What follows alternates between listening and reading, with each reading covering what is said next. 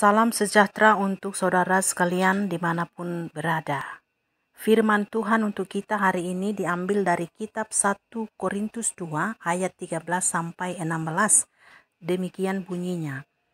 Dan karena kami menafsirkan hal-hal rohani kepada mereka yang mempunyai roh, kami berkata-kata tentang karunia-karunia Allah dengan perkataan yang bukan diajarkan kepada kami oleh hikmat manusia, tetapi oleh roh.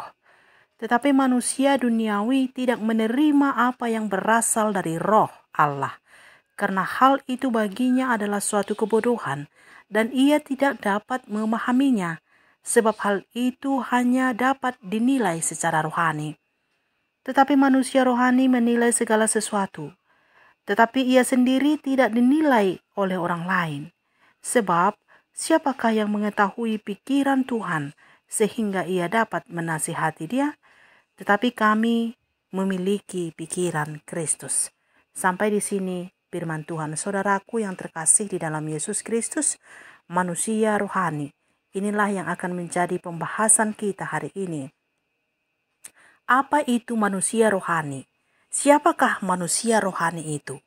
Apakah pendeta, penatua, atau orang-orang yang aktif melayani di rumah Tuhan? Belum tentu.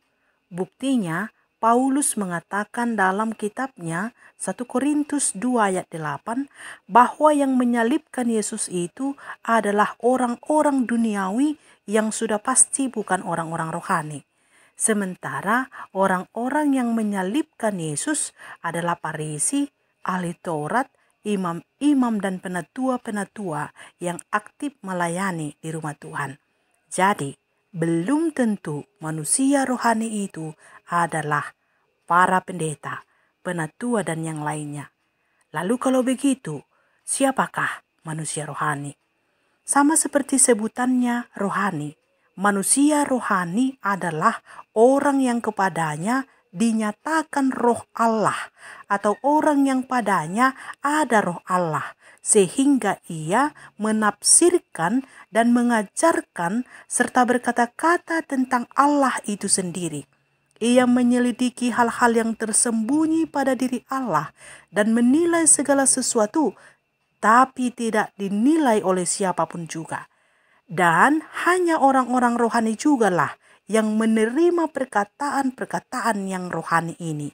Sebab bagi orang-orang duniawi, perkataan-perkataan rohani adalah suatu kebodohan. Oleh sebab itulah orang-orang duniawi menolak orang-orang rohani. Apakah orang-orang duniawi juga berpikir dan berkata-kata tentang Allah? Ya, orang-orang duniawi juga berpikir dan berkata-kata tentang Allah. Bahkan bisa lebih banyak jadwalnya memperkatakan tentang Allah dan bisa lebih menarik. Sebab mereka bisa datang dengan kata-kata yang indah dan meyakinkan. Hanya saja penafsirannya, pengajarannya bukan datang dari roh Allah. Bukan menyelidiki hal-hal yang tersembunyi dalam diri Allah, tetapi hal lain yang bersifat duniawi. Bukan merupakan rahasia-rahasia tersembunyi Allah. Biasanya mereka memberi semangat untuk tetap berpengharapan akan mendapatkan kebahagiaan dunia. Penafsiran dan pengajaran itu bisa berupa pengalaman-pengalaman pribadi yang ingin dibagikannya kepada orang lain, supaya orang lain juga bisa mendapatkannya. Atau menafsirkan dan mengajarkan dongeng-dongeng yang sebenarnya sangat menyesatkan orang-orang yang mendengarnya. Dan bisa juga merupakan cerita-cerita para tokoh-tokoh yang dianggapnya menarik untuk ditafsir dan diajarkan.